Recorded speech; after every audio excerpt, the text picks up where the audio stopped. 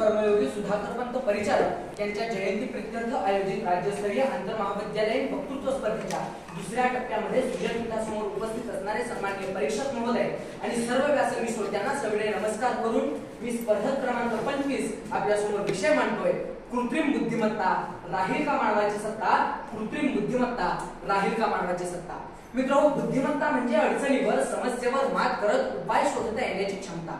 आणि मग ही जी मानवी बुद्धिमत्ता आहे किंवा प्राकृतिक बुद्धिमत्ता आहे ही सावकाशपणे उत्क्रांत केली. या उलट कृत्रिम बुद्धिमत्ता म्हणजे अप्राकृतिक, असेंद्रिय, अशारीरिक किंवा यांत्रिक बुद्धिमत्ता ही अकस्मात विकसित केली जाते आणि अतिघाई संकटात येईल या मराठी म्हणीप्रमाणे वेगवान अशी कृत्रिम बुद्धिमत्ता नैसर्गिकपणे विकसित झालेल्या मानवालाच बर्बाद करेल की काय अशी आशंका व्यक्त होणं देखील साहजिक आहे. ChatGPT 1 आलं, 2 आलं, 3 आलं, 4 आलं आणि 5 देखील येऊ घातले.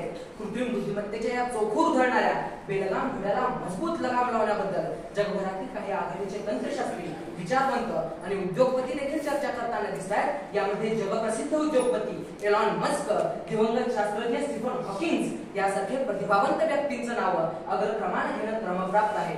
जागतिक पातळीवर युरोपियन महासंघ देखील यावर गहन विचार करताना दिसतोय. म्हणूनच की काय विचारपीठाने देखील कृत्रिम बुद्धिमत्ता राहील का मानवाची सत्ता असा प्रश्नार्थी विषय देत आपणास साधक बाधक चर्चा करता यावी म्हणून अवकाश प्राप्त करून दिला आहे.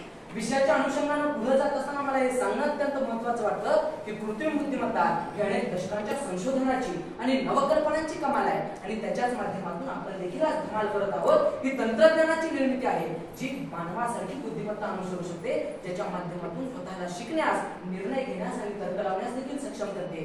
ह्या कृत्रिम बुद्धिमत्तेच्या विकासाचा श्रेय मी 3 घटकांना देऊ इच्छितो. यातील पहिला घटक आहे तो म्हणजे माहितीची विपुलता. आपण बिग डेटाच्या युगात जगत आहोत जिथे निमिषार्धात प्रचंड प्रमाणात माहिती निर्माण होते आणि याच डेटाचा वापर कृत्रिम बुद्धिमत्ता स्वतःची कार्यक्षमता सुधारण्यासाठी करत असतो. यातील दुसरा घटक आहे तो म्हणजे जीपीयूचा शोध म्हणजेच संगणकीय शक्तीतील वृद्धीमुळे कृत्रिम बुद्धिमत्तेची जटिल गणना आणि न्यूरल नेटवर्क हाताळण्याची जी पॉवर आहे ती मोठ्या प्रमाणात वाढवण्यात आली. आणि यातील तिसरा जो घटक आहे तो म्हणजे मशीन लर्निंग अल्गोरिदमचा विकास. MNNच्या प्रगतीमुळे कृत्रिम बुद्धिमत्तेची डेटामधून शिकण्याची पॉवर खूप मोठ्या प्रमाणात विकसित करण्यात आली आणि याच माध्यमातून स्वयंचलित वाहनापासून अंतराळापर्यंत विविध क्षेत्रातील अविश्वसनीय गोष्टी या जगामध्ये मानवाची सत्ता टिकवण्यासाठी हातभार लावताना आपल्याला दिसून येत आहेत.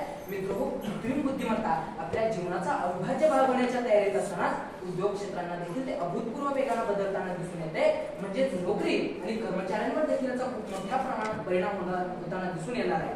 म्हणजे काही काळापासून काही नियमित आणि पुनरावृत्तीयुक्त कामे मशीन्सद्वारे केली जातात. म्हणजे तिथून पुढच्या काळामध्ये देखील काही मॅन्युअल नोकऱ्या या आर्टिफिशियल इंटेलिजन्स मार्फत बदलल्या जाण्याचा धोका असू शकतो.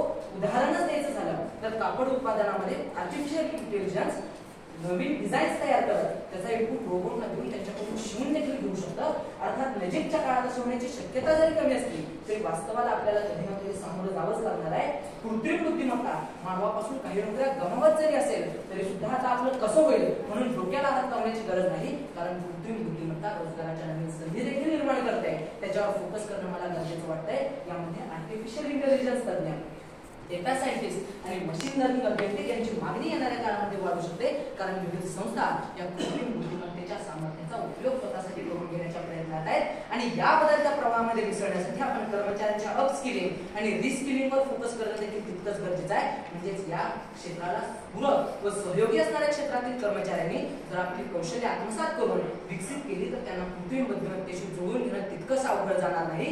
यामध्ये क्रिटिकल थिंकिंग आणि भावनिक बुद्धिमत्ता विकसित करणे यासारख्या क्षमतांचा समावेश करू शकतो, ज्यामध्ये आज देखील कृत्रिम बुद्धिमत्तेचा संघर्ष चालू आहे.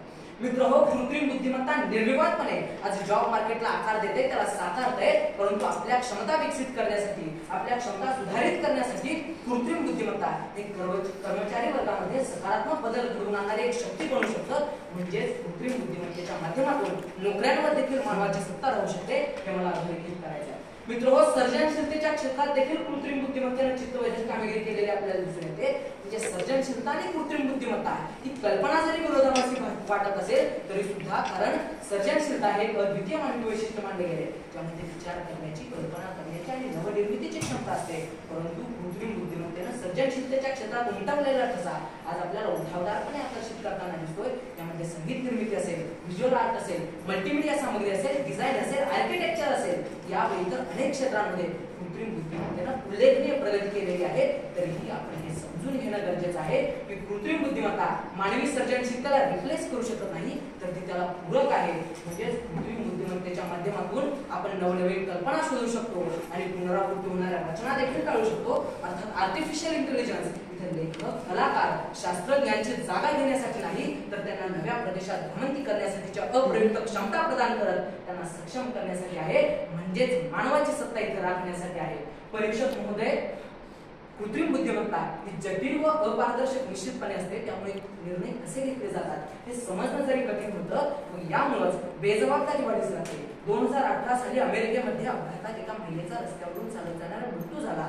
त्या महिलेच्या अपघातात मृत्यूमध्ये सरकार गुन्हा दाखल करण्यास असमर्थ होतं, कारण ज्या गाडीनं त्या महिलेला उडवलं होतं ती स्वयंचलित होती, ज्यामध्ये काही बिघाड झाल्यानं तो अपघात झाला.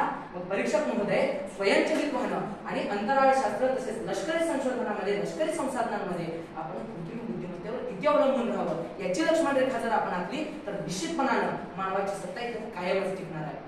सर्व बाबींचा उहापोह करत असताना मानव आणि कृत्रिम बुद्धिमत्ता हातात हात गुंफून जेव्हा काम करतात तेव्हा निर्माण होणाऱ्या शक्यतांना देखील प्रकाश झोतात आणणं हे माझं कर्तव्य समजतो. यामध्ये कृत्रिम बुद्धिमत्ता जनित पर्सनलाइज्ड एज्युकेशनल प्लॅटफॉर्म विद्यार्थ्यांच्या गरजांची जुळवून घेत अनुरूप सूचना प्रदान करू शकतात. तसेच शिक्षक देखील कृत्रिम बुद्धिमत्तेचा वापर करत विद्यार्थ्यांची प्रगती अचूकपणे रेकॉर्ड करू शकतात. आताच बोलून गेलेल्या माझ्या मित्रानं शैक्षणिक धोरणाबद्दल सांगितलं. त्याच शैक्षणिक धोरणामध्ये सांगत असताना त्यांना सांगितलं की आम्हाला परकीय भाषा शिकण्याचं स्वावलंबन त्याच्यामध्ये दिलेलं नाही, पण त्याच शैक्षणिक धोरणामध्ये कृत्रिम बुद्धिमत्तेच्या शिक्षणाचा देखील त्यांनी अवलंब केलेला आहे आणि त्याच्या माध्यमातून आपण निश्चितपणानं परकीय भाषा देखील शिकू शकतो आणि जगातील कोणतेही ज्ञान आपण आत्मसात करू शकतो.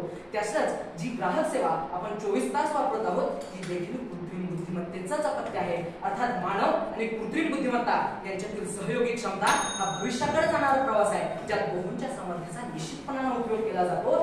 परंतु ज्या वेळेस मानवी सर्जनशीलता, क्षमता आणि नैतिक निर्णय कृत्रिम बुद्धिमत्तेच्या डेटा प्रोसेसिंग पॉवर, वेग आणि अचूकतेसह एकत्रितपणे आरोग्य सेवेपासून हवामान बदलापर्यंत सर्व आव्हानांना निश्चितपणे सामोरे जाऊ शकतात आणि मानवाची सत्ता इथे टिकवून ठेवू शकतात. मित्रहो, तुम्हाला, मला आणि या विचारपीठाला भेडसावणारा यक्ष प्रश्न कृत्रिम बुद्धिमत्तेच्या निर्मात्यांना देखील भेडसावत होता.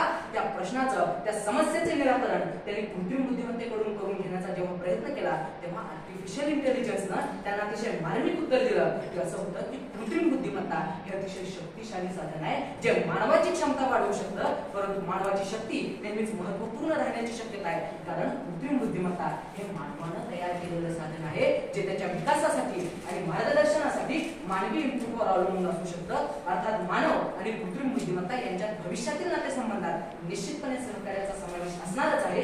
तसेच कृत्रिम बुद्धिमत्ता हे मानवाला निश्चितपणाने विविध क्षेत्रांमध्ये क्षमता वाढवण्यासाठी मदत करेल असं आश्वासन देत मानवाची सत्ता टिकवण्यासाठी कृत्रिम बुद्धिमत्ता कार्यक्षम राहील असं आश्वासन देखील दिलं. समारोपाकडे जात असताना इतकंच म्हणेन की प्रतिस्पर्धेऐवजी आपल्या भविष्याकडच्या प्रवासामध्ये कृत्रिम बुद्धिमत्तेला सहभागीदार म्हणून स्वीकारून आपलं भविष्य सुज्ञपणे घडवण्याची जबाबदारी आपली आहे. आपण असं केल्यानं हे सुनिश्चित करू शकतो की कृत्रिम बुद्धिमत्तेच्या क्षमतांनी समृद्ध असलेल्या जगामध्ये मानवाची सत्ता राहणारच आहे आणि त्यासोबत ती सतत वृद्धिंगत होईल.